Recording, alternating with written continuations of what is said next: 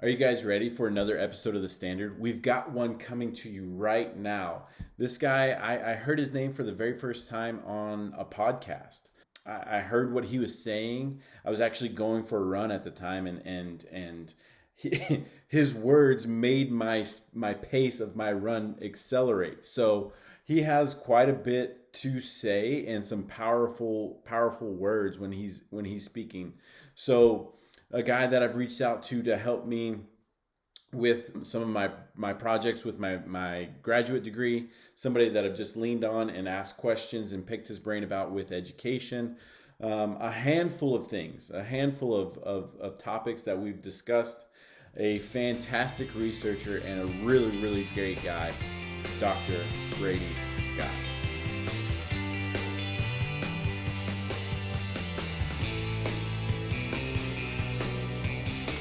All right, you guys. So we've got another episode here of The Standard, and we've got Dr. Brady Scott. If you don't know him, he's somebody that I've reached out to a number of times, somebody that I've picked his brain about and what it takes to get into education and what that kind of looks like moving forward, knowing that that's the direction I want to go in. So I want to talk to people that have done it, and this guy has. So, Dr. Brady Scott, if you'll just kind of give us a little rundown of who you are and light intro, we'll move forward.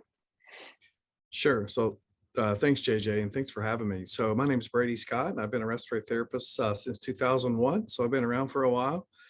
Um, I am currently an associate professor and director of clinical education for the respiratory care program here at Rush University in Chicago. I've been here at Rush for almost 11 years. Prior to that, I was in North Carolina, where I worked at Duke University Medical Center. Um, Mainly in adult acute care, spent a long time working in the emergency department trauma area. And that's where, so that's kind of where I got my beginning there in North Carolina at Duke. And thought when I moved from Kentucky, where I was born and raised, I would move to North Carolina and live there for a couple of years. And turns out I was there for 10. So Yeah. again, here in Chicago, hoping to get past this wintertime pretty soon and get some warm weather. So anyway, nice to have, it's nice to be here, and thanks for having me on, JJ. Absolutely. Thank you. You're probably the fourth person that I've had on that kind of started their career in the emergency department. It's kind of interesting that there's almost an affinity for those that kind of start in that area. So I didn't know that about you. So that's really neat. But Yeah, I didn't um start there. I'd say I'd start at Duke at the time. I'm not sure if they're still doing it, but at the time, they had core teams, and part of core teams meaning that kind of once you were in a area, every time you went to work, unless it was an overtime shift or something you're covering, you always worked in the same area. So I worked in gen med surge and kind of on a float team for a couple of years, and got the opportunity to work in the emergency department and loved it. And I was there for quite a long time, and it's where a lot of my research interest and my current clinical passion still lies, and things like non-invasive ventilation, high flow nasal cannula, and airway management. So I think that's where a lot of that comes from. oh, that's really neat. And we're going to talk about some of your research projects that you have coming up. But Sure. um well, let's dig into it a little bit more. Tell us a little bit more about those early days. You said you were in Kentucky and then went over to North Carolina, and, Mhm. and really what brought you into this profession. Sure. So, like a lot of folks that I'm sure that are listening to this podcast, are, or this interview, um, I knew I wanted to work in healthcare from early on, in the early days. I was the kid who, and this is a true story. So when I was in fifth grade, my teacher made us bring books from home to read during the summer reading time. And, a lot of my classmates brought, fiction books and things like that. And I brought an EMT manual. So my dad, who's a coal miner, was also trained as an EMT on the coal mines.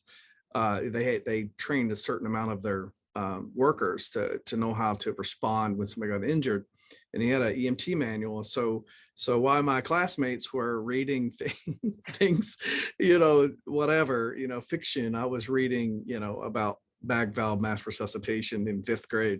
So I kind of knew my entire life I wanted to work in healthcare. So um, as I was in high school going into college, um, it seemed like nursing was the right move for me. I'm a first generation college graduate, and and nursing seemed like something that, and it is, of course, it's a great profession. It's a noble profession, and it seemed like something that was attainable, and it seemed like something that would help give me satisfy my need to want to work in healthcare and help people, but also would be a stable job, and it would be something I could rely on in terms for income and healthcare insurance and things like that. So it just seemed like the right move.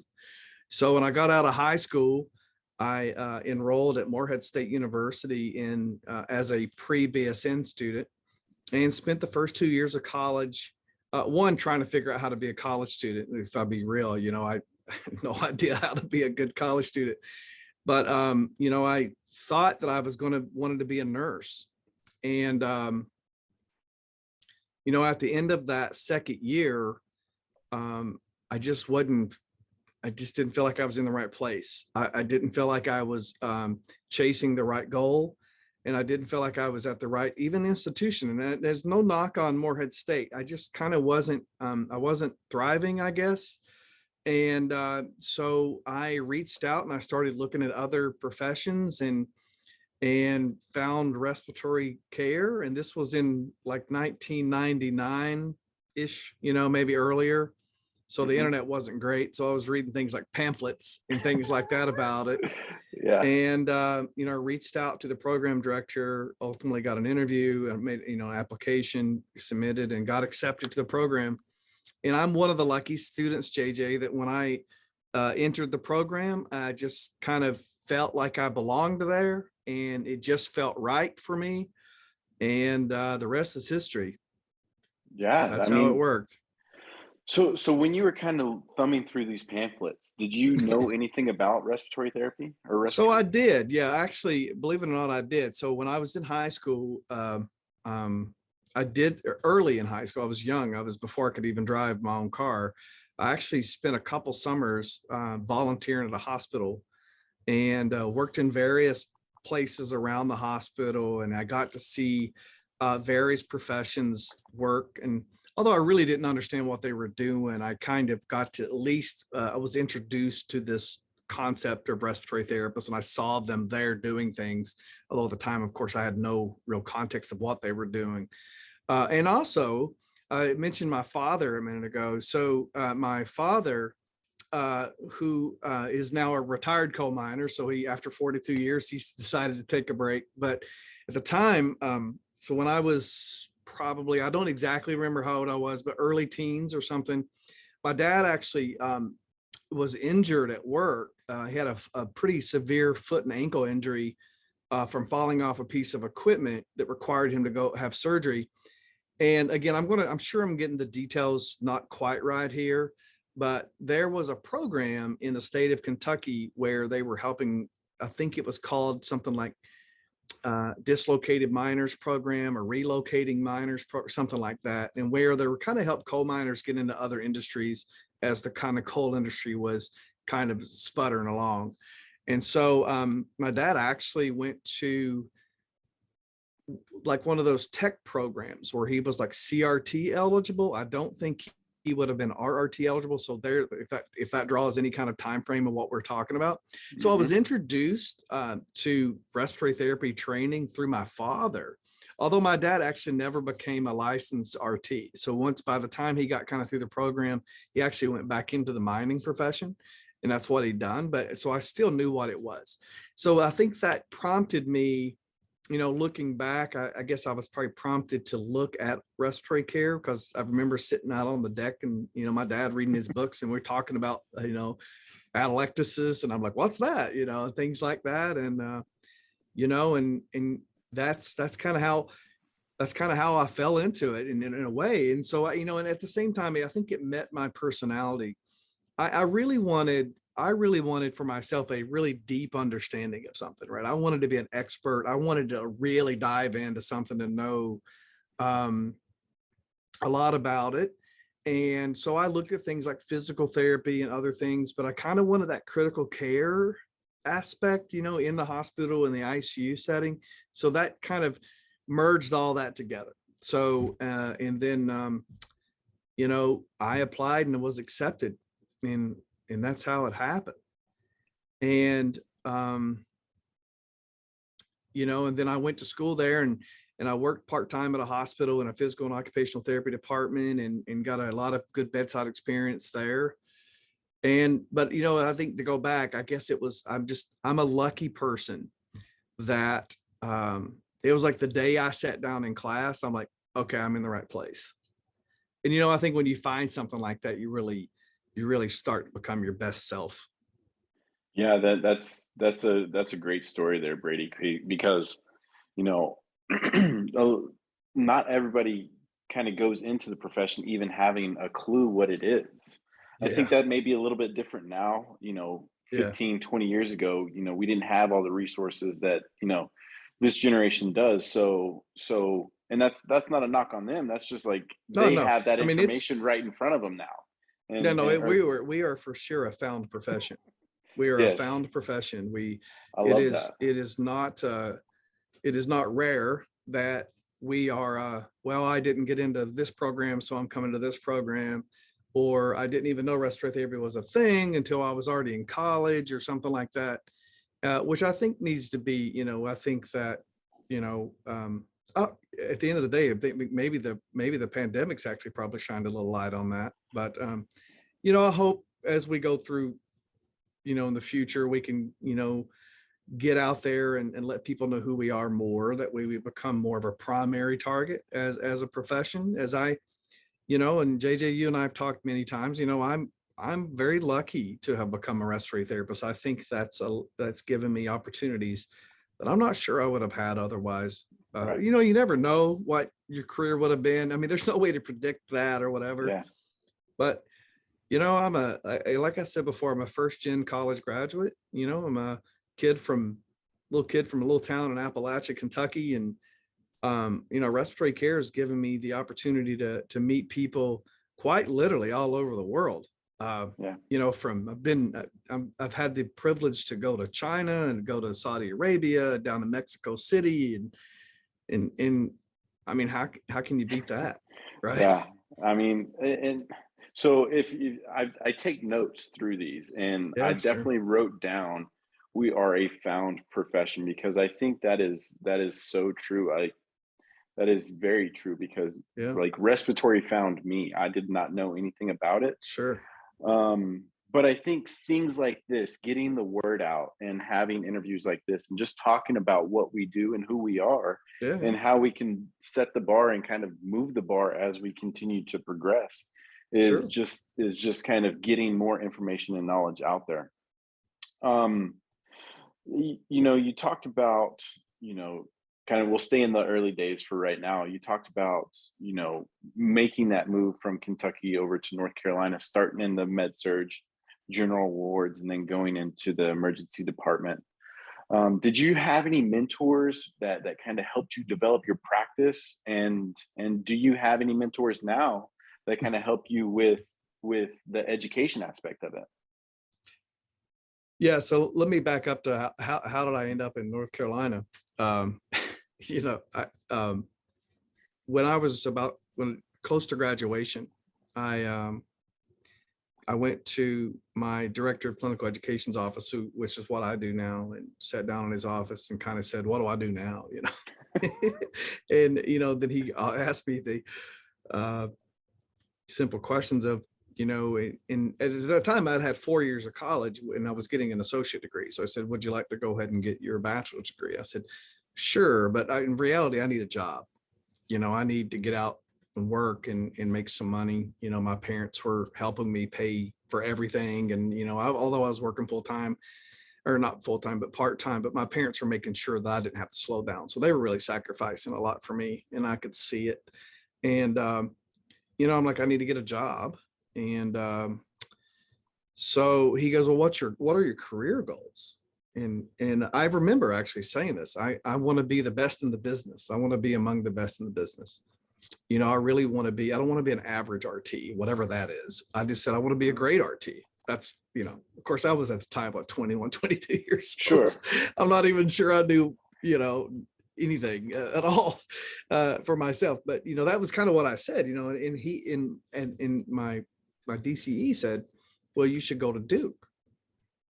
And I'm like, Duke, right? Like, how can I go to Duke? Like, I'm from Kentucky and Christian Laettner made that shot in 92. Yeah. I don't know if you're a basketball fan, but Christian Laettner made that shot, Duke versus Kentucky in 1992. Yep. And I didn't forget that. And I still had animosity. So I'm like, I can't go there, right? It's like a Bears fan playing for Green Bay. Like, you can't do this, right? Yeah. So anyway, you know, that being funny, but, you know, he was like, no, there's, you know, they have a great clinical practice down there. And, you know, the RTs are fantastic and they're really advanced in their practice. And I'm like, well, that sounds like something I'd like to do, you know? And so I went and got my AOL disc. If you remember the little AOL dial-up disc, we plug in our gateway computers, and I found a phone number, and I called the boss, Jan Tallman, on the phone, and I asked her if she would be willing to interview a new grad, and she said yeah. So I went to North Carolina and I interviewed, and I tell this story like that because, frankly, what I found was a culture of mentors, of mentoring. I found people there that were willing to help me grow. And so I was lucky. You know, I'm just lucky that I decided to go ask. I was lucky that that day, the series of questions that my DC asked me, and then how I listened, and having the nerve to actually think about moving, really, I think, changed the course of my career.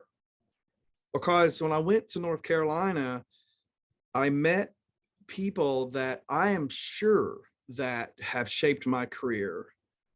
And I'm not sure I would be sitting in this office. I'm not sure I would have a PhD. I'm not sure I would have produced any of the research I've done or have some of the successes were it not for their early mentoring. And so, you know, when I think about some of the bedside therapists that mentored me along, you know, I think about, I mean, you know, it was the bedside supervisors, you know, like Chris Campbell and Ricky Bowen, and those guys telling me how to be a better clinician and fixing where I was broken. You know, that's not how you do that, or that's not how you interpret that blood gas, or that's not what that x-ray says. And just so much of that, but also they helped mold me into a bedside clinician that was a good communicator. They helped me learn how to read the room. When to speak up, when to not, battles to fight, not battles to fight. And those things that I think really make a clinician who they are.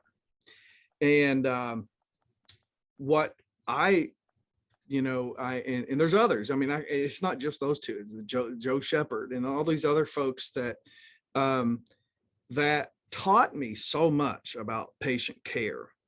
And then I also had mentoring from people that names you may recognize, like John Davies and Mike Gentile. And those guys were the mentors that really took me under their wing when I started expressing interest in doing things like research. Like when I started showing interest in, hey, maybe I would like to speak at a state conference, or I want to present a poster at a meeting. Those were the guys that were like, okay, this is what you do. This is how you think about it. And so while it's clear that I've just left out a bunch of names, right? Because in reality, I think it's like a village, you know, it's people, everybody influences you and it shapes you how you are. I mean, I think about all of my clinical supervisors I had there and all those other people that were around me, but you know, that I can't express enough how many people were willing to help me grow as long as I was willing to be helped or mentored in using that language, right? So I can't express enough how I'm here because they were willing to help me. But at the same time, I do believe that the reason that I was mentored is because I'm willing to take the feedback, good or bad. And if you're a good mentee, you'll take the bad feedback, the feedback you don't love too, right? Sure. Sometimes you got to be told you're not great and you're not doing a great job. And so that was the group of individuals there that they did that for me, right? So they would tell you, hey, Brady, great job. That was a great this, that was a great that. But they were also ones, JJ, would say, man, you're getting a little arrogant. You're getting you need a, that wasn't cool, dude, or whatever, all those type of things. And once you get your feelings hurt and you once you get over yourself, you look back and you reflect on those mentors and you realize that they were right and they cared enough about you to tell you. And it took me a long time to understand that those mentors that were willing to give me that harsh feedback, they're the one who cared the most because they wanted me to succeed. If they didn't care at all, they wouldn't have said anything. They didn't care if I failed or not. Right. So I know that was a very winded answer to did I have mentors? I had a lot. I have a lot. And then the question you said is, do you still have them? Well, frankly, I still have the same ones. Like I didn't graduate from them. Right. I still rely on the tutelage of those same folks. I still call them when I don't know something, or I just want to bounce an idea off of them because I trust them. And I know that they'll just tell me the truth and they'll tell me what they think is the best for me, or they'll at least give me their experience and say, hey, listen, I can't make the decision for you, but this is when I did this. And I still have them. So of course now I've left North Carolina and I came into more mentors, so I think about David Vines, for example, who's the chair of our department. I mean, he's constantly there, helping me grow into a better educator. He's taught me more about mechanical ventilation I thought I knew a lot until he started teaching me about it. And I realized that, he's taught me how to be a better leader. He's taught me how to be a better professional and just in general. And, and again, it's the same system. It's like praise when it was good, when it was worthy. And then sometimes it was let's have a conversation about something. This needs to get better, or how's this going to, I guess what I'm saying is not all feedback is what you want to hear, but it still can be constructive. And again, once people like David and other folks, and Ellen Becker, who's next to me, and and I think about going through my PhDs, Shauna Strickland's, and all those people that have spent time molding me and growing me, one thing that they all do is they tell you what's good and what's not good.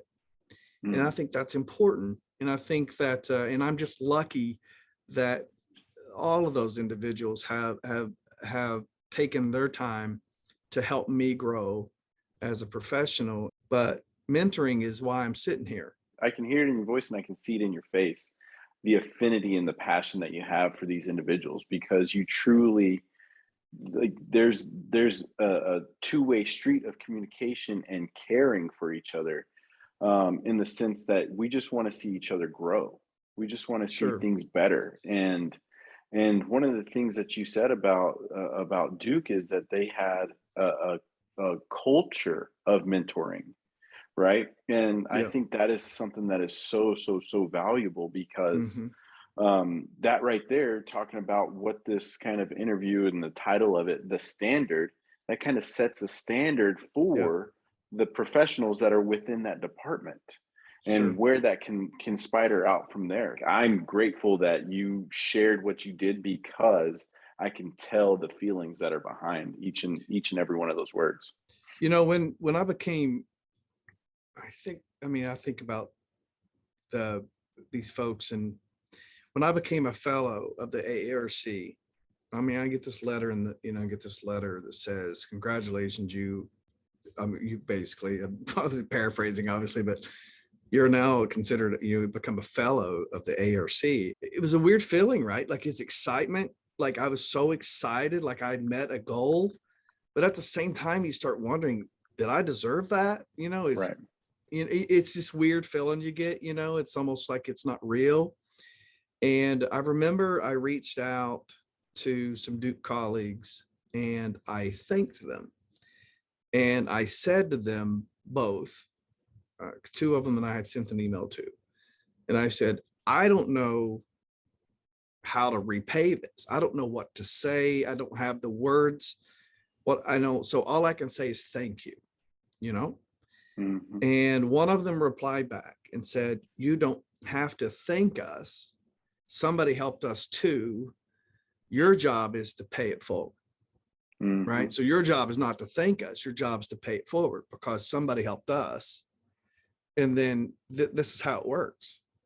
How Yeah, this all works is somebody helped us get here. We helped you realize your potential. Now your job is to take what you've learned and help somebody else realize their potential. And then you tell them when they thank you that their job is to pay it forward. And this is how this whole thing works.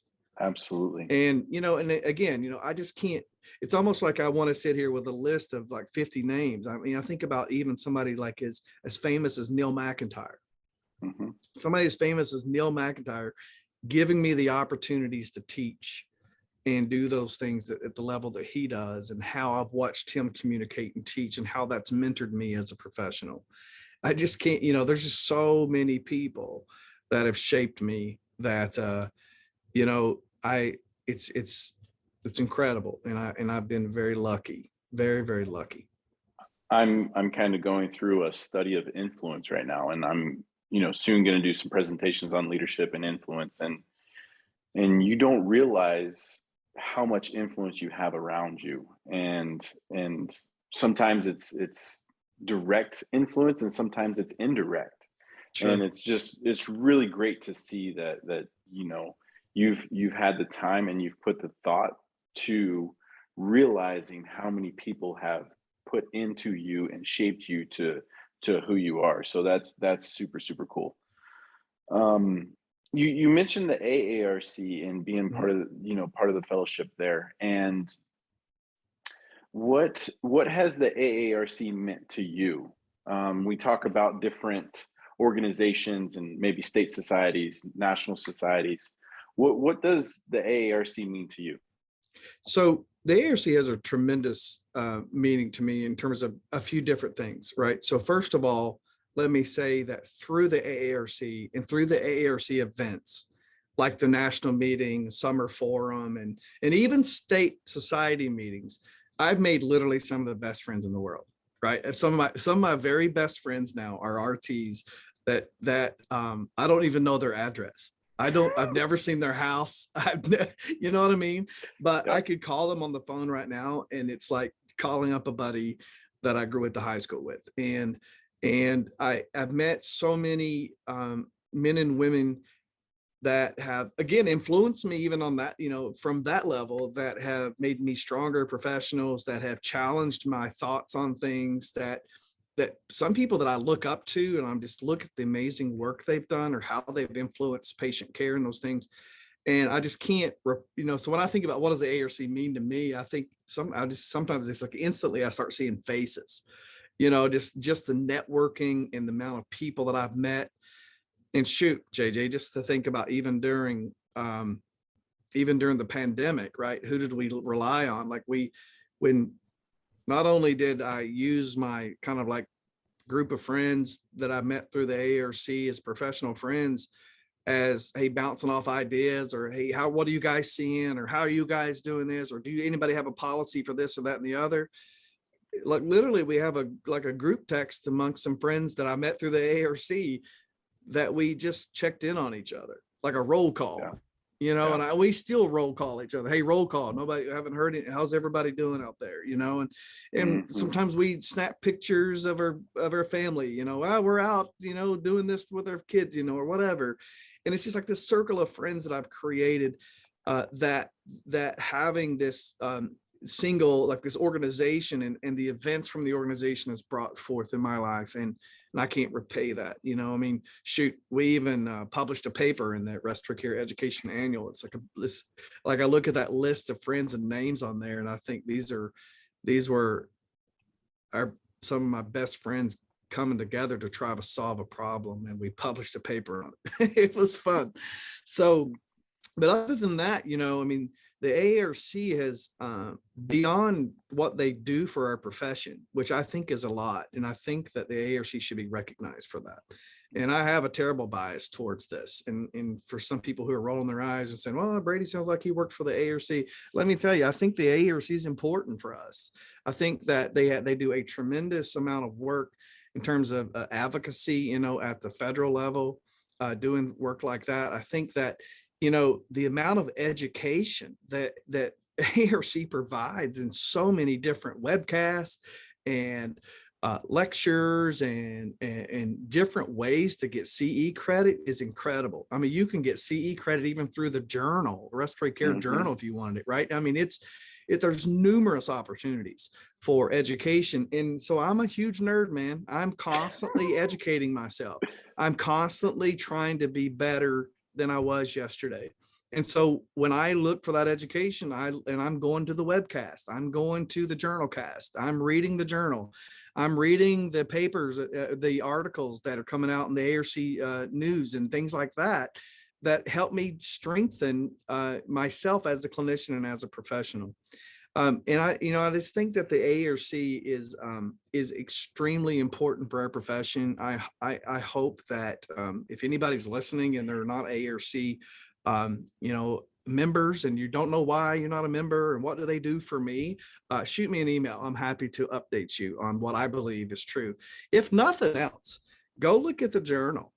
Go look at Respiratory Care Journal. Look at the quality of the papers. Look at the abstracts. Come to the meeting, and go to the open forum. Look at the research that's being sponsored through the journal and seeing all that stuff. I mean, it's how our profession is advancing forward. I mean, I just skimmed the surface there. Right. But I will tell you that the AARC has given me the opportunity to, I've had opportunities to speak at the conference, speaking in front of all those people, and it's so rewarding, JJ, to speak at a conference and come off the stage and 5 people walk up to you and want clarification on a slide, or somebody trades a card with you and you get to, trade ideas with them later. Or sometimes it's meeting somebody in the exhibit halls and all that. I mean, I can't replace those experiences, and just, the professional satisfaction one gets from being able to do things like that. Yeah. So I'm a big fan. I'm a very pro AARC person. If nothing else, join the AARC for the amount of education that you get through the membership. That's frankly pretty cheap. To bring it up again, I love the open forum. I love to see all the research that's going on all over the country. And, you walk through there and you're like, wait, they're doing it different than I am. Oh, they're doing this. And then you listen to the research people doing, it starts kind of generating questions in your own mind about your own practice and how things could get better. And you're really kind of, it's so invigorating to go to these meetings, and like it recharges your battery and helps you recharge your passion. Well, you see a group of people who are engaged with the profession, and those people that are engaged end up giving you that fuel, that fire, and that energy that can, maybe help get you either re-engaged or, just fuel your fire even more. So Sure. Yes, 100%. For those people that are kind of waning on continuing and following this path of a career RT, I wrote that down as well, a career RT. Sure. That are like, do I really want to go get my master's in RT, or do I really want to go get my bachelor, whatever it is? Sure. What is it for you that you were able to gain out of, let's go with the master's program in respiratory? Sure. So, I deepened my understanding of things like physiology, mechanical ventilation, critical care. But at the same time, I started taking classes in, I started like management, education, and really the bulk of a lot of my master's degree pursuit, I don't say bulk, but a lot of it was research. And so research was something that from mentoring from folks like John Davies and Mike Gentile and some other folks at Duke, Neil McIntyre and those folks, I started learning kind of by doing and kind of on my own, which is tough to do. Research is complicated. But in my bachelor's courses started sort of introducing me to that stuff and getting me up to speed on that. But my master's courses really are where I started learning about really the differences, the different kinds of studies and some statistical analysis that is necessary, and just a much deeper understanding of how to create come up with a good question and try to find the answers to the question, and then disseminate the outcomes, meaning or disseminate the findings, publish your paper, basically is what I'm saying. So, so for me, again, it was a decision that I was good with to work on my master's in respiratory care. Why? Well, because one, I was an educator, I was a department educator. I was also an instructor in a program, and I wanted to sharpen my own skills to do that. And I wanted to start becoming a researcher. I wanted to start I wanted to start answering questions that we still have in respiratory care. So again, I have no, people have asked me, hey, Brady, do you think getting an MBA is a good idea? And I'm like, sure. If you want a job that would require an MBA, by all means. You think a bachelor's degree in healthcare or master's degree in healthcare administration is a good idea? Sure. If healthcare administration is where you want it, what you want to do, absolutely. I think it's great. I think it's whatever you want to get. But for getting a master's in respiratory care for me was the right move. Again, I'm a career RT. I had the experience and background in leadership that if I wanted to, pursue a role in department leadership, that would be available to me. But it was important for me to start learning how to do research. And that was one of the things I wanted to focus on. Yes. That's the thing is everybody's going to have their own why, but it's nice to hear, what somebody's why is. So we have just a couple more questions. I don't want to take, your entire afternoon away from you, but I do have 2 more questions for you. Sure. What is it that you're learning right now? You've accomplished so much, but what are you learning right now? Well, I mean, JJ, learning never stops, right? Right. I mean, I'm learning a whole lot of different things, man. I have to tell you, I'm a lifelong learner. But what I'm focused on now is being a better educator.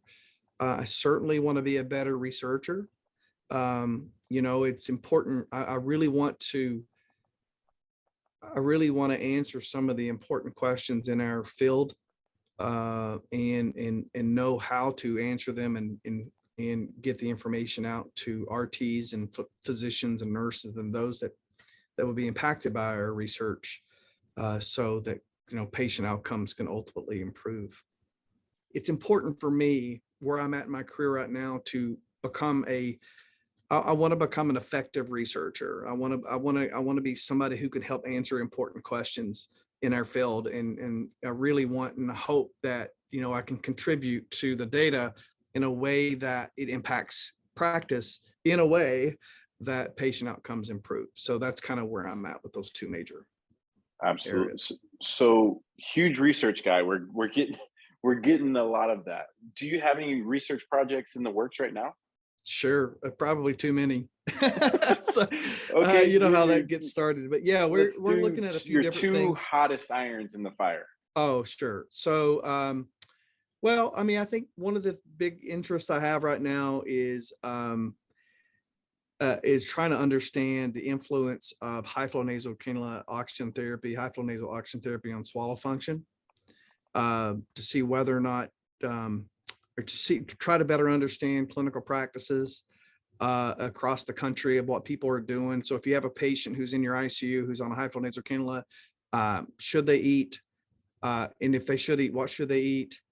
Should all patients be allowed to eat? Should some patients be NPO? Who are those folks? Who is at risk for aspiration versus who is not?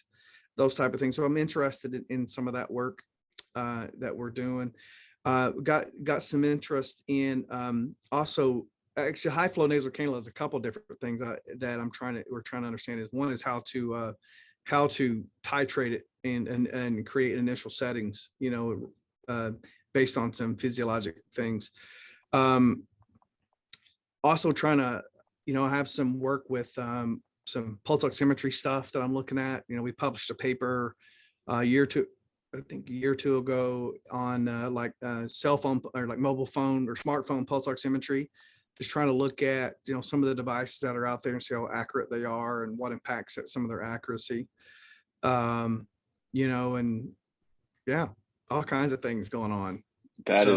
There's no shortage of questions that need to be answered. Absolutely. And that is so cool. I mean, because so many times we think of like these new technologies that are available to us.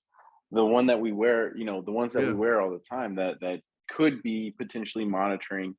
I think even these watches will alert you when you're in an adverse rhythm, right? If you start to go into flutter or fib, it'll alert you to say, hey, sure, you might want to call your doctor or the EMTs, whatever it may be. So it's really, really cool to see how respiratory therapists can navigate from that med surge, general wards to the ED, to education, to now having maybe a potential big player in some applications in the future. It's just so cool to see how many different places we can go.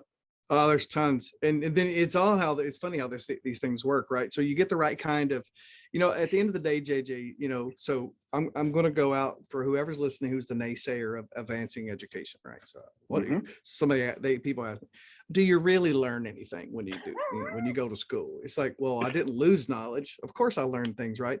And I think here's the big difference, right?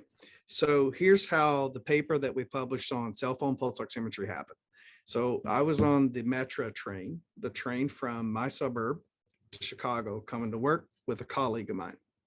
And the colleague had the phone. He goes, hey, look, my cell phone does pulse ox. And I'm like, really? Cell phones do pulse oxes? And he's like, yeah, yours does too. I'm like, mine does?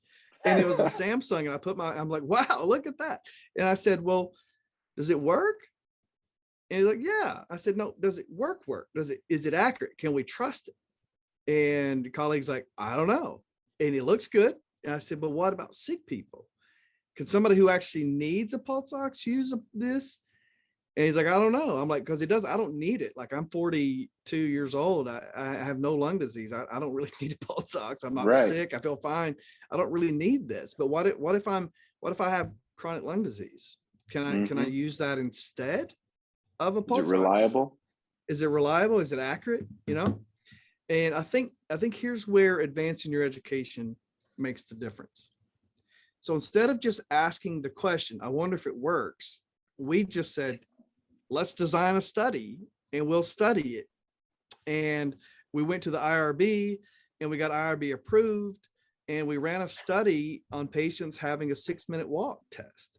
And we looked at pulse oximetry that way. And then we answered the question, published a paper. And I was even interviewed on a national podcast about it, and I've been emailed from people all around the world about it, because when COVID-19 come along, they wanted to know, does it work? And all I could do is send them my results based on what I had.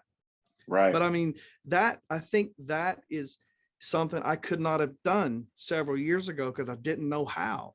I didn't know how to design a study. I didn't know how to write a proposal in the IRB. I didn't know how to do any of that. So through formal education and mentoring and experience, you take a question, then you figure out how to answer it. And to tie in another piece is, you were having a conversation with a colleague or a friend about something so unique, that's so simple, maybe, right? In the sense that, an app does it.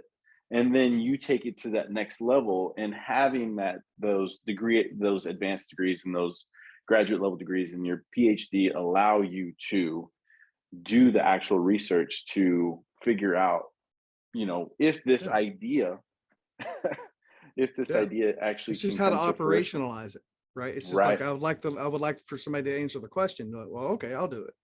So the first time I ever heard your name was on a podcast, and it was a podcast that we've talked about. And you said something during that podcast that led me to want to reach out to you. Sure. And there's a sign in your office that you rely on, or that you don't necessarily rely on, but it's a memory and it's a standard of why you teach, right? And why you want to I'll let you fill in the blank for the next generation. So just one little bonus question. What is that word and what does it mean to you? So inspire, is that what you're talking Yes. about? Yes. Yeah. So I have in my office, I have a word, inspire, and it's not a breathing word. It's how can I inspire somebody to meet their potential? What can I do to, I feel like sometimes my job is not just to teach, but it's to inspire. It's to let people know what they can do or how they can influence others and people. And so I don't just look at my job as somebody who teaches people how to interpret blood gases, but how can I inspire people to be their best? And I think in reflection now, JJ, I think that word means so much to me because I think that people did that for me, right? So they inspired me to try to meet what potential I had. They supported me, they give me the feedback and the mentoring. And I just feel like that's my job now to do that for others. Dr. Brady Scott, thank you so much. Thanks for You've having talked me. about, your family and their ties and what they've done, and what they've meant to you, your mentors, and that culture that helped mold you into the person that you are, your favor towards the AARC, what the advanced degrees have done for you, and any of those questions that are out there, you can now find and answer those questions for yourself, which is so rewarding. And to bring it all back and just have one word, inspire, and how it relates to respiratory therapy and the inspirational meaning as well is just it hits home. So if you have any closing words, I will let you have the next 45 seconds, 60 seconds to just lay it out there. Well, first of all, thanks for having me. Let me just say this. So if somebody who's watching is maybe thinking about entering the respiratory care field or early on in the respiratory care field and not really sure what your future is, I will tell you that somebody said to me a long time ago, and this is not my original words, so I can't take credit, but somebody told me that respiratory therapy is one of those fields that gives you back what you decide to put into it. If you want a lot from it, you can get a lot from it. If you don't want a lot from it, you won't get a lot from it. And it's just whatever you decide. And I find that to be absolutely true. And I'll leave with this last piece is, just find your passion, find where you belong, find what you love and what you're good at, and just give it 100%, give it 110%. Try too hard. Sometimes try too hard, push too much, and you'll meet your goals. And I think that you'll find a rewarding career. Absolutely. And that's awesome. That I'd never heard that before. You get out what you put in as far as this profession and this career. And that's Sure. so true because, Yeah. we've seen both ends of the spectrum with that. So thank you again for one, being an inspiration, two, and having this time and sharing this time with us. And we truly appreciate you. I appreciate being here. Thanks, everybody. All right. Thanks. See you. Thank you, Brady. I truly appreciate you spending some time with me and working on this project with me. So many nuggets of information and so many nuggets of gold, really, that came out of this interview here. If you guys have any questions for Brady, be sure to include those in the comments. If you haven't already, subscribe. Go ahead and do it. If you like this, hit that thumbs up. If you didn't, okay, leave it in the comments and let me know.